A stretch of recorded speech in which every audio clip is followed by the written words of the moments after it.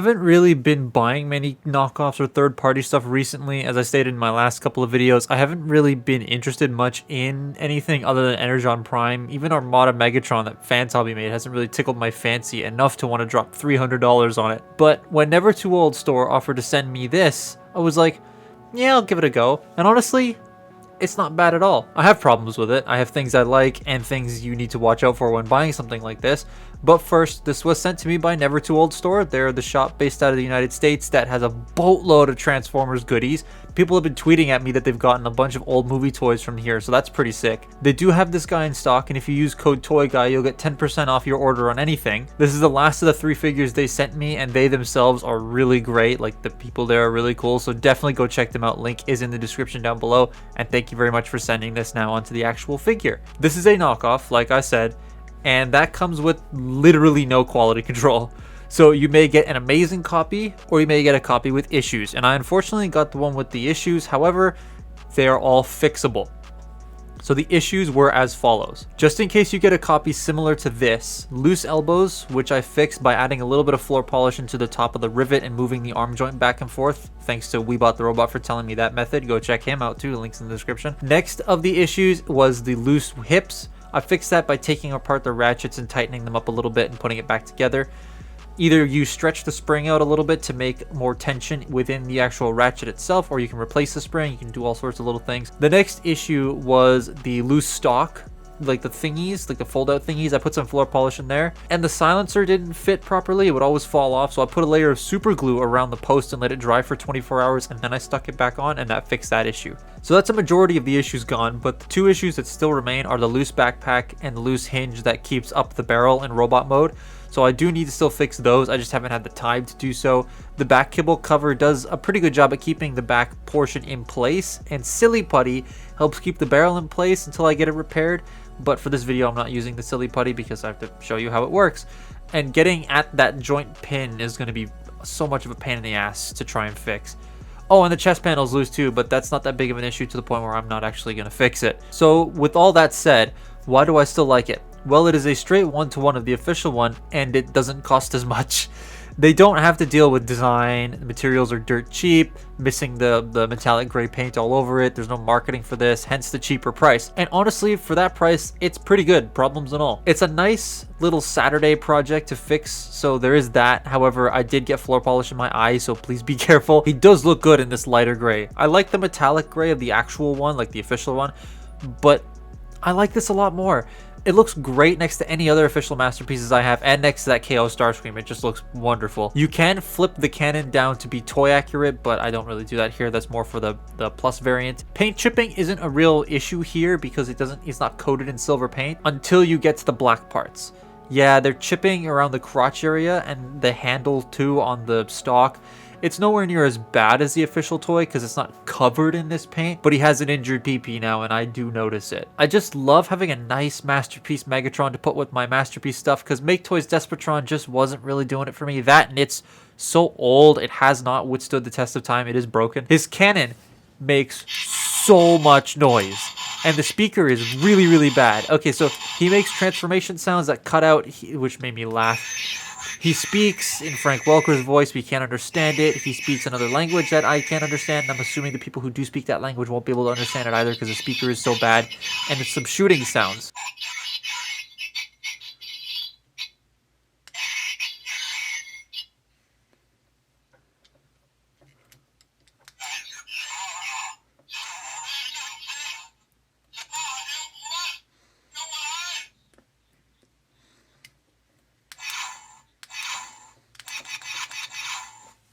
He comes with a lot of stuff. He comes with his COVID masks, an extra shirt, his mailbox key, his gaming headset, his Force FX lightsaber, his meat tenderizer bit. Alright, I was going to show off the mace because it's here, but I can't detach. I can't put the thing on the end because it's glued. They focus, idiot.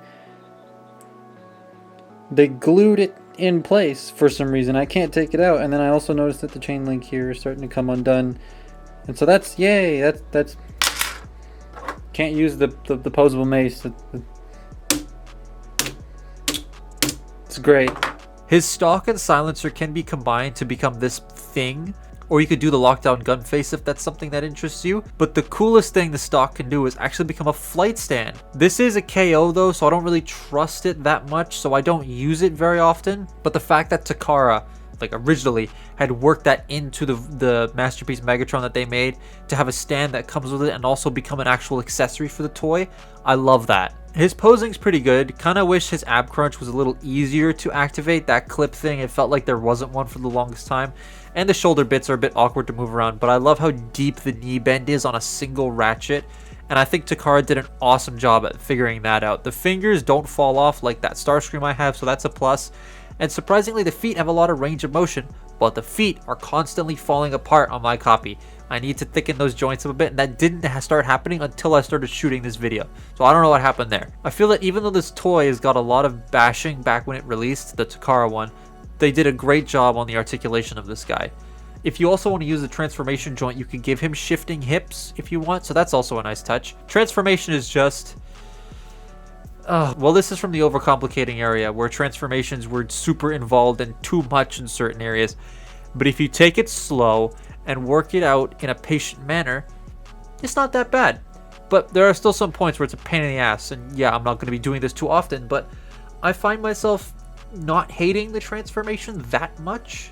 Gun mode is actually a nice size for my hands. Despotron, who's, again, broken as hell, doesn't really fit nice. It's too bulky. This fits a lot better. The handle's thicker on the sides, but not as long as Despotron, so it just fits in your hand. He has a working safety. At least that's what I think that is. Again, my gun knowledge comes from Call of Duty, which is not the most reliable thing in the world. The trigger section is quite messy, but not the worst thing. But I mean, it is a bit of an eyesore. I'm not the biggest fan of how, like, you can literally see the back of his head there. And something I wish the KO came with, it was a stand to hold the gun up. I know the original didn't, and if this knockoff is trying to make improvements, it would have been nice if it came with that. You can add the stock and the silencer to give it this weird Man from U.N.C.L.E. look. Like, that's not even practical, and I don't know guns. This really is a Call of Duty sweat build. Actually, you know what? I tried making this in Call of Duty and run around with it, and it did actually work quite well. I got a few really cool plays with it, surprising even myself because I'm so used to Warzone.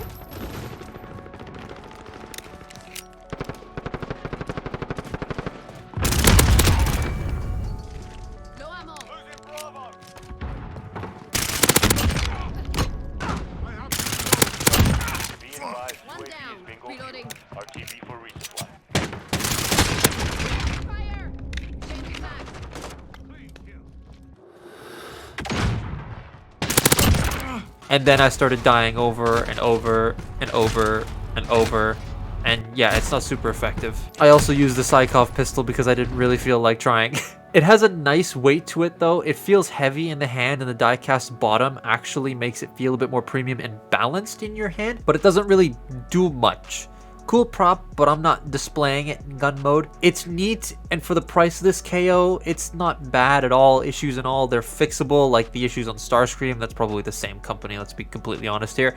And this also has the added shite lights and sounds. So I was investigating this thing into why it sounds so bad.